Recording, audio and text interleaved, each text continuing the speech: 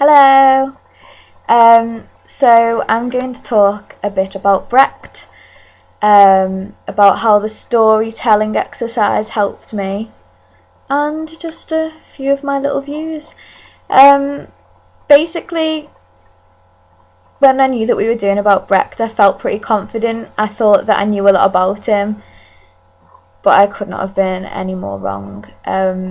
I've been, I'd studied and been taught about him at A level at HNC, and it was only when you started teaching me that I realised just how much there is. There's so much more to him than I assumed or than I was taught. I mean, obviously I knew about the whole epic theatre and then the alienation technique and how Brecht's very political. He has, these banners and messages often strung up on his set to get the audience thinking, breaking the fourth wall, stereotypes, not really having a true character that you can connect with emotionally, because he always wanted the audience to be aware that they were watching a play, not real life. And he always wanted the audience to be able to leave the theatre and being able to have an opinion and have an argument and be able to say something about it. I mean, I saw The Threepenny Opera. That was the first Brechtian play I ever saw, and it was obviously in his style.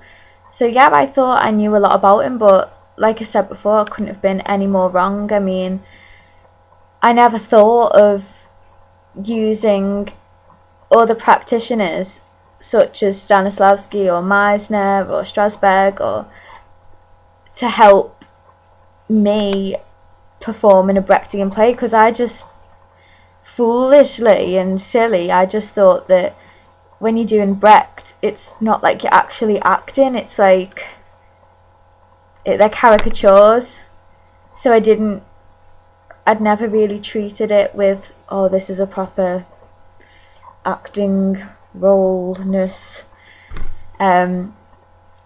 But in order to make any Brechtian play work, it's got to have meaning behind it and truth in order for it to be broken and played about with, because they often have the little tension builder and then someone comes in and intervenes and breaks it. So yeah, I found that really interesting.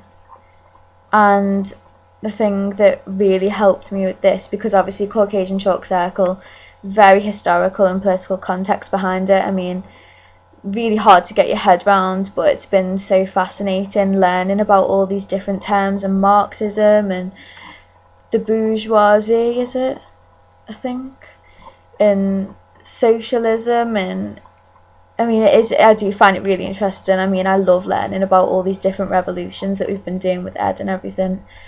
But when you did the storytelling exercise, it really helped me, because you can go online and research stuff, and you can watch films. Like we saw a film with Ed called Come and See that was based on World War II in Russia, which was really traumatizing, but again, really bizarre. Couldn't connect to it properly, so I work really well with my imagination and, like stuff like given circumstances and emotion memory and what's the other one? The Stanislavski one, not emotion memory, the other one, I can't remember what it's called though. But basically that's a lot of the time how I find my, as silly as it sounds, my emotions. That's how I can connect to things, by imagining as if it had happened to me, or by bringing up a source from my life that I can relate to or adapt to it or build on. So when you were telling the story of my father being killed in front of me, my little sisters being taken away, my mother being raped, and my little brother getting kicked to death, it it was horrible. Really, really got to me. Yeah, I got really upset, but I like that feeling. As weird as it sounds, I like the feeling of getting into something so much that it does make you click, it makes you tick it, and I mean, that was brilliant. It really did it for me. I've gone completely... No, I haven't. Basically, I've got a quote here from Brecht, and it says, "Human beings go to the theatre in order to be swept away, captivated, impressed, uplifted, horrified, moved, kept in suspense, released, diverted, set free, set going, transplanted from their own time, and supplied with illusions. It is not an art at all, unless it does so. There is nothing so interesting on stage as a man trying to get a knot out of his shoelaces." And I loved that quote, and it really reminded me of the exercises we did back with you in Tools of the Trade of Meisner, and then it got me realising, oh my word, all of these practitioners, they can all work together. They are as different as they all are. This is what it's all about. It's all about collecting your tools and using them, literally tools of the trade. But yeah, it really reminded me of the exercises that we did with you, you know, when we had the challenge, where we literally just had to go up on stage, have a thought in a consequence in your mind if you didn't complete the task.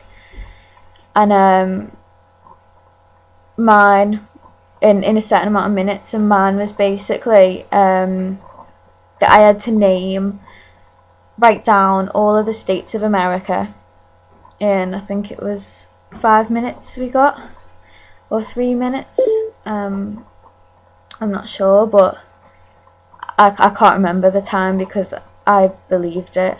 I did, because my consequence was, if I get to write all the states down, then I can have go back in time and have the last phone call conversation that I had with my dad before he died, and I really believed it, and it just made me think, and everyone else's that I watched, you know, sometimes just being in your own world and being so focused and concentrated, it is the most interesting thing. I know this is all really jumbly, so I do apologise, and I am absolutely going on forever. I can't even remember what I've said, but stay tuned for the next video if I haven't bored you to death. Bye. Oh, no, get off. Bye.